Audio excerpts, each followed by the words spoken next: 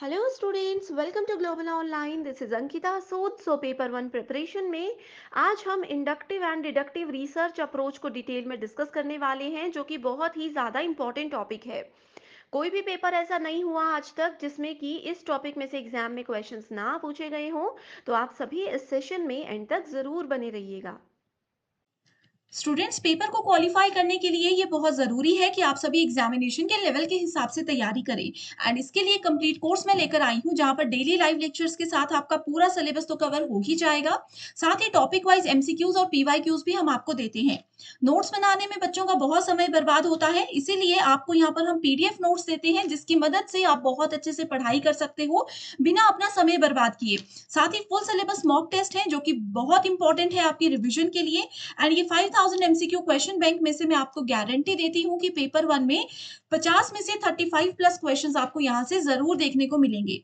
New batch हमारा coming Monday से start होने वाला है। इस बैच के लिए और पूरी इंफॉर्मेशन के लिए आप या तो गिवन नंबर्स पर कांटेक्ट कर सकते हैं या फिर कुछ फ्री कंटेंट के लिए भी आप ग्लोबल ऑनलाइन ऐप को डाउनलोड कर सकते हो ताकि आपको पता चल जाए कि कैसा ये कोर्स है और कैसे हम आपको सर्विसेज प्रोवाइड करवाते हैं। सर्च बार में कोर्स को सर्च कीजिए, कंटेंट पर जाओगे तो English Hindi bilingual separate courses आपके सामने आ जाएंगे जहां पर आपको यूनिट वाइज फोल्डर्स मिल जाते हैं। इसका ये फायदा है कि आप चाहो तो किसी भी यूनिट में एमसीक्यूज या थ्योरी के जरिए अपनी तैयारी शुरू कर सकते हो एंड यकीन रखिए ये बहुत इंपॉर्टेंट कोर्स है जो कि आपको एग्जाम में बहुत अच्छा स्कोर करने में मदद कर सकता है।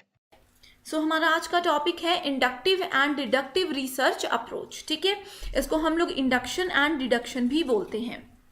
सबसे पहली चीज आप लोगों को ये पता होनी चाहिए कि जो इंडक्टिव अप्रोच होता है इसको हम लोग बॉटम अप अप्रोच भी बोलते हैं।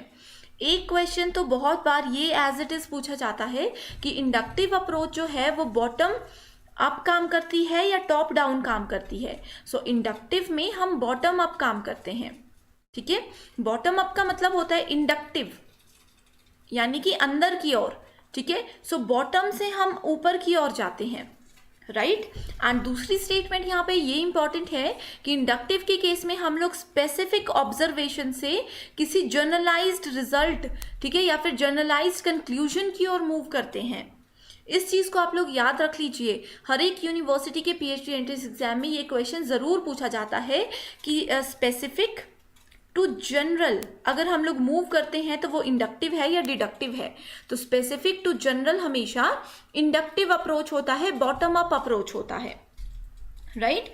Inductive reasoning moves from specific observation to a broad generalisation and deductive reasoning क्या करता है, इसके ऑपोजिट काम करता है। उसको हम लोग आगे डिस्कस करने वाले हैं अभी। ठीक है, इसके साथ ही यहाँ पे आप लोग देख सकते हो इस डायग्राम की हेल्प से बॉटम अप यानी कि नीचे से हम ऊपर की ओर जाएंगे। पहला फेज होता है ऑब्जर्वेशन।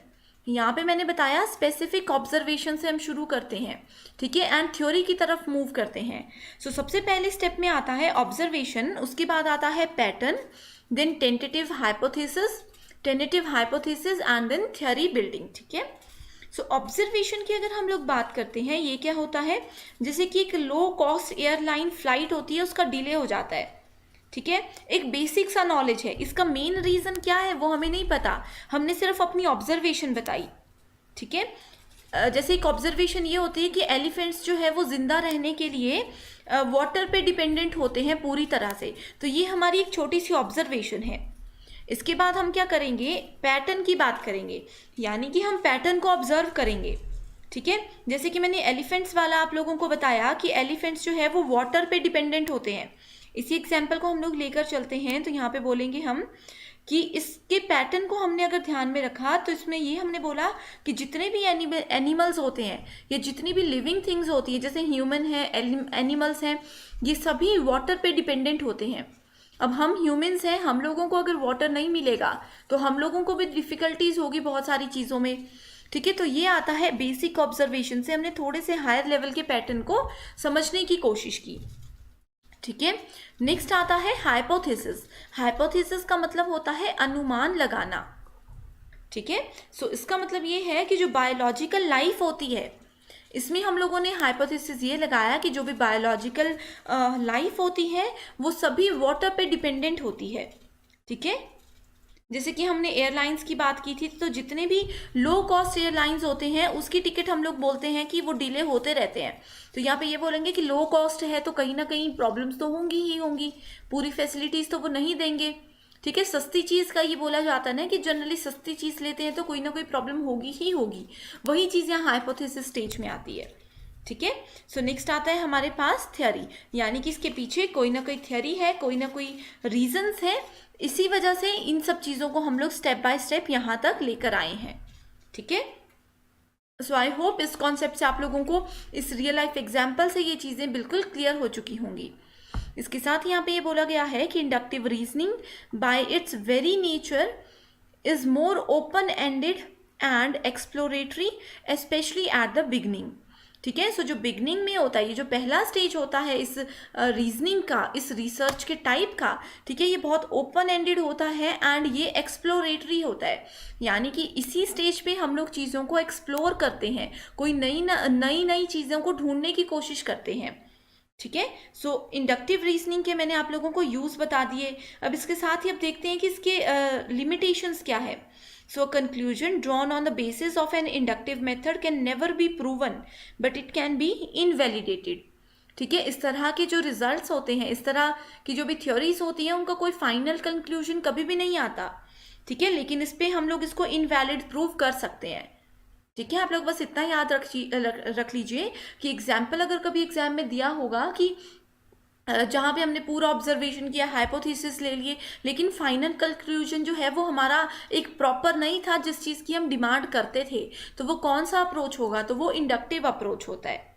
ठीक है, सो यहाँ पे अब मैं आप लोगों के सामने लेकर आई हूँ एक क्वेश्चन जो कि प्रीवियस ईयर क्वेश्चन है, सो दैट आप लोगों को एक आइडिया हो जाए कि किस तरह से एग्जाम में क्वेश्चंस को प्रेजेंट किया जाता है। तो यहाँ पे बोला गया है, the reasoning which would be helpful in seeking new knowledge.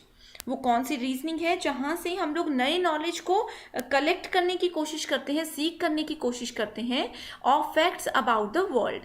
यानी कि हमारे पास वर्ल्ड का कोई भी टॉपिक ले लो, पूरे वर्ल्ड में इतने सारी चीज़ें हैं, कोई भी टॉपिक ले लो, उसके थोड़े बहुत फैक्ट्स हमें पता है। ठीक है, उस चीज़ के ऊपर थोड़ा बहुत लिटिल नॉलेज हम लोगों को है। ठीक है, उस लिटिल नॉलेज को हम लोगों ने एनहांस करना है, उस चीज़ पे और नॉलेज हम लोग लेना चाहते हैं, तो कौन सी रीजनिंग यूज़ होती है, डेमोन्स्ट्रेटिव, डिडक्टिव, इंडक्टिव या फिर नन ऑफ दी अबव। तो यहाँ पे वही चीज़ मैंने आप लोगों को बताई है कि हम लोग बेसिक चीज़ों से शुरू करते हैं एंड ज़्यादा नॉलेज कलेक्ट करने तक पहुँच जाते हैं, वो होता है इंडक्टिव। ठीक है, इसको आप लोग याद रखिए, बॉटम अप, यानी कि हम लोग पहले बिल्कुल लोअर लेवल पे थे, बिल्कुल कम नॉलेज था हम लोगों को, बॉटम से हम अप में पहुंच गए, यानी कि अब हमारा नॉलेज क्या है, वो एनहांस हो गया है, चीज़ों का ज़्यादा नॉलेज हम लोगों को हो गया है। ठीक है, सो इस तरह के क्वेश्चन पूछे जाते हैं। तो यहाँ पे राइट आंसर है हमारे पास option number 3, that is inductive reasoning. ठीक है, सो इंडक्टिव रीजनिंग क्या होता है, इसमें हम क्या करते हैं, जनरल कंक्लूजन को ड्रॉ करते हैं from a set of specific observation. इस चीज़ को भी नोट कर लीजिए कि यहाँ पे हम लोग जनरल ऑब्जर्वेशन को ड्रॉ करते हैं, राइट।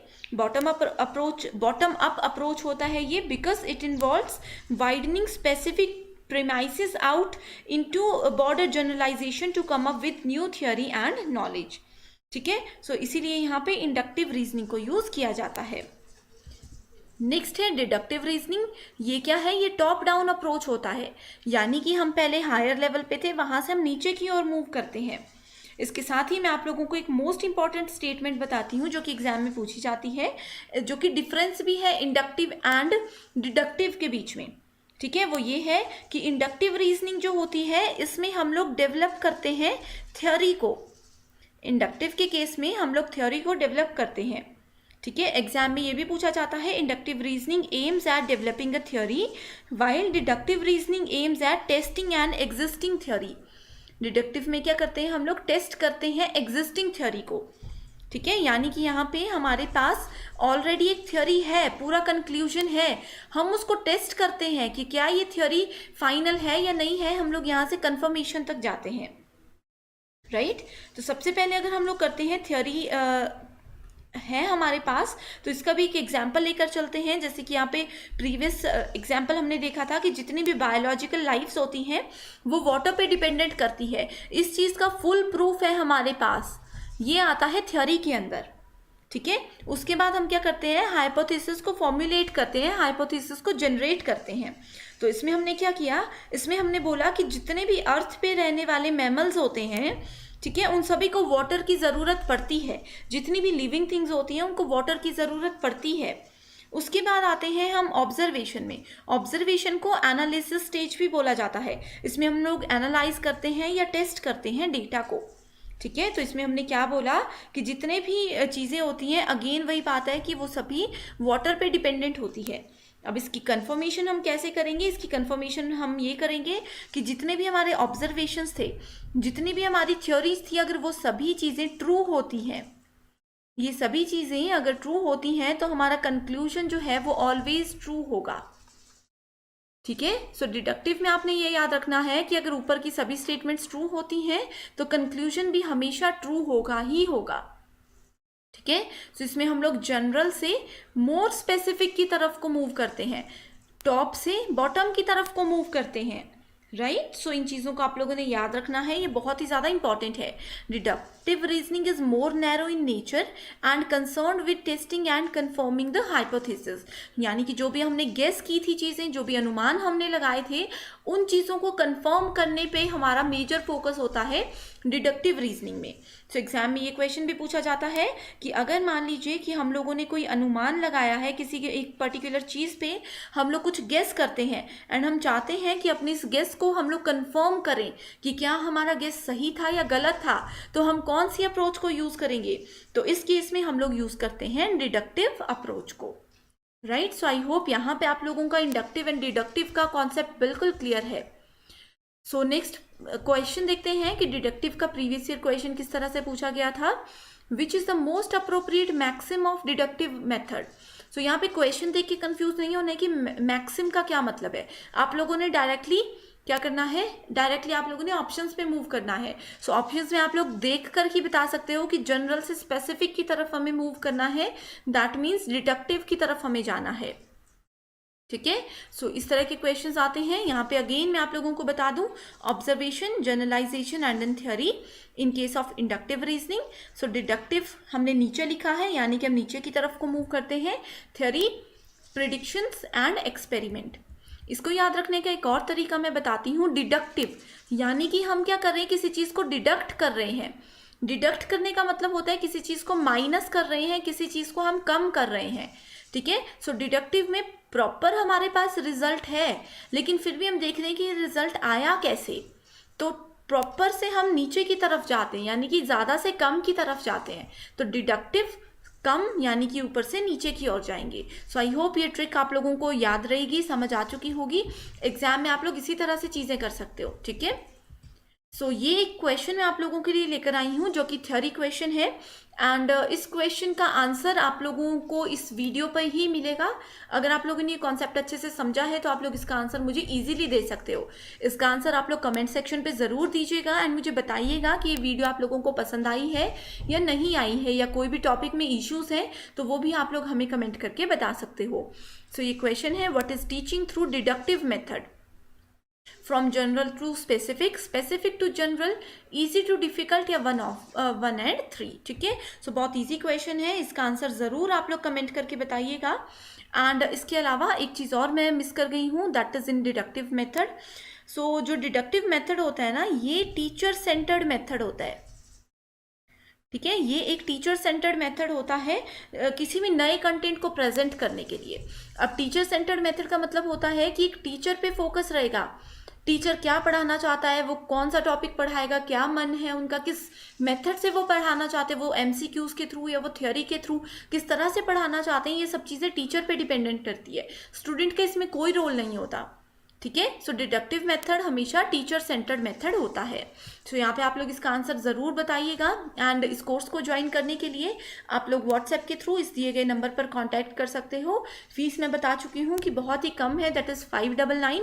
एंड इसके साथ ही हम आपको गारंटी देते हैं कि हमारे इसी कंटेंट से आप लोग किसी भी यूनिवर्सिटी के पीएचडी एग्जाम की बहुत अच्छे से तैयारी कर सकते हो एंड फर्स्ट अटेम्प्ट में ही आप लोग विद इन अ मंथ और 2 आप लोग किसी भी यूनिवर्सिटी का एग्जाम क्वालिफाई कर सकते हो। ठीक है, सो आज के लिए सिर्फ इतना ही। आई होप ये कॉन्सेप्ट आप लोगों को समझ आ गया है। So thank you so much for watching this video and I wish you all the very best.